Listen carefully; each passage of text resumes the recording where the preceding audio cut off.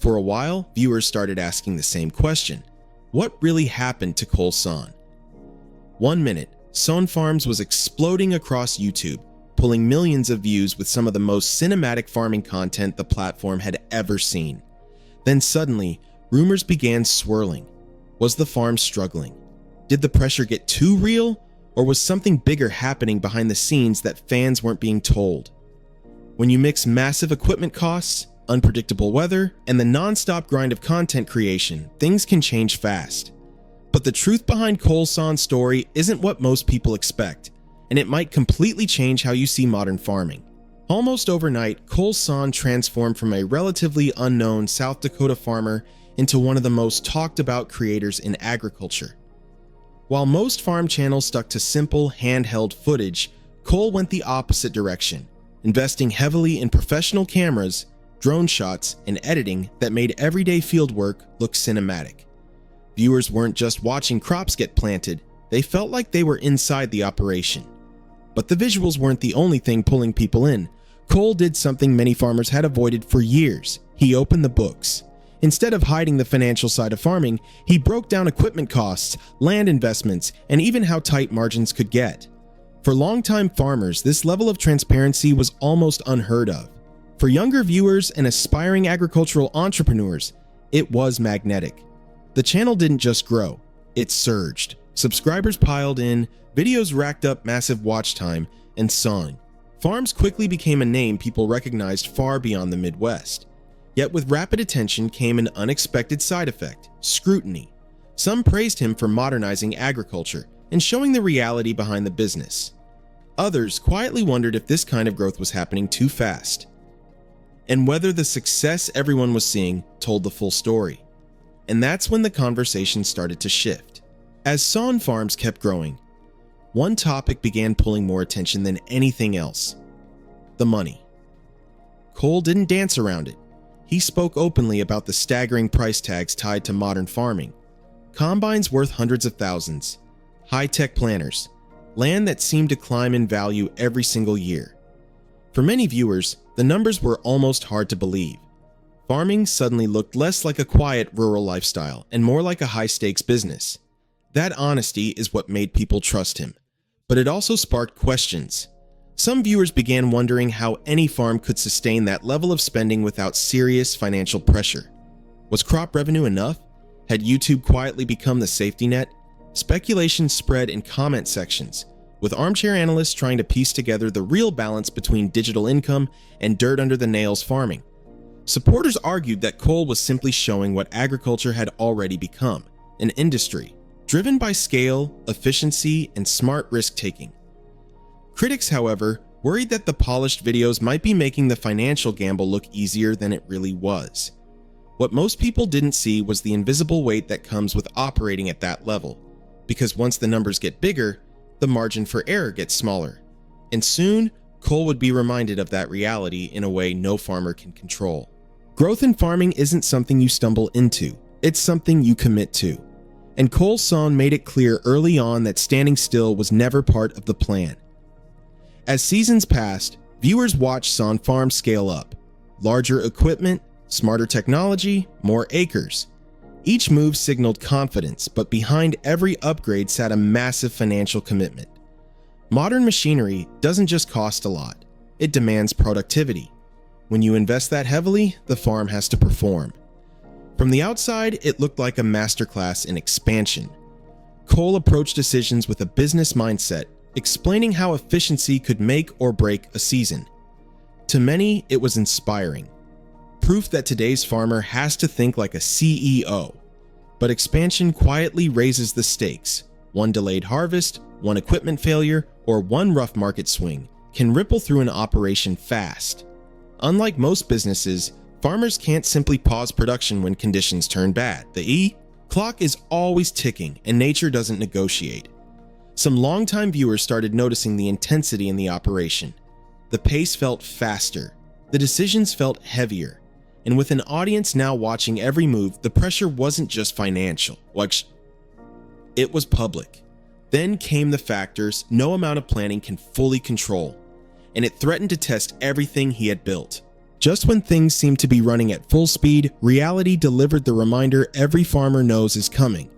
You're never fully in control. Out on the South Dakota plains, the weather doesn't just shift, it swings. One season can bring ideal planting conditions, while the next threatens months of work overnight. Viewers began noticing that not every update carried the same confidence. Conversations about timing, soil conditions, and narrow harvest windows started sounding more urgent. Because in farming, the margin between profit and setback can be razor thin. Too much rain can stall equipment for days. Too little can stress crops before they ever get a chance. An early cold snap can compress harvest into a race against the clock. And when you're operating at scale, delays aren't just frustrating, they're expensive. Cole never tried to hide that tension. Instead, he showed it. The long hours, the constant monitoring, the calculated decisions made under pressure. For many viewers, it was the first time they truly understood how fragile even the most advanced operations can be. But what really caught people off guard wasn't the weather itself. It was how relentless the grind had become. Because while the fields demanded everything he had, another responsibility was quietly growing at the exact same time, an audience expecting the next video. Success online comes with a strange side effect. The bigger you get, the louder the criticism becomes.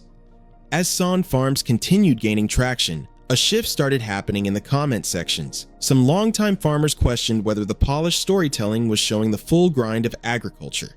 Others hinted that YouTube revenue might be softening the reality of farm risk. A few even suggested that the channel was turning into content farming instead of pure farming.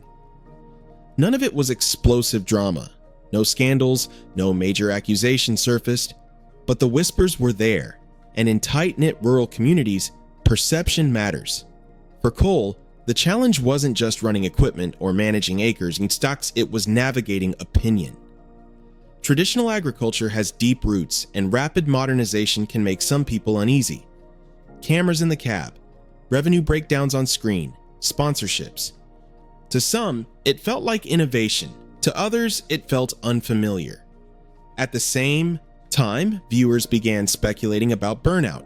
Farming is already relentless, add scripting, filming, editing, and constant uploads, and the workload doubles. The energy on camera sometimes looked stretched thin, and fans started asking if the pace was sustainable. But what most people misunderstood was this: the channel wasn't collapsing, it was evolving. And that evolution would redefine what Sonne Farms actually was. Here's what most people missed while the rumors were flying. Cole Sonne never disappeared. He didn't sell the farm, he didn't quietly step away, and there was no dramatic collapse behind the scenes. What actually happened is far less explosive and far more strategic. Sonne Farms shifted. Instead of chasing nonstop uploads, the content became more intentional. The focus leaned harder into long-term business strategy, efficiency, and sustainability. You could see it in the way decisions were explained. Fewer flashy moments, more calculated planning.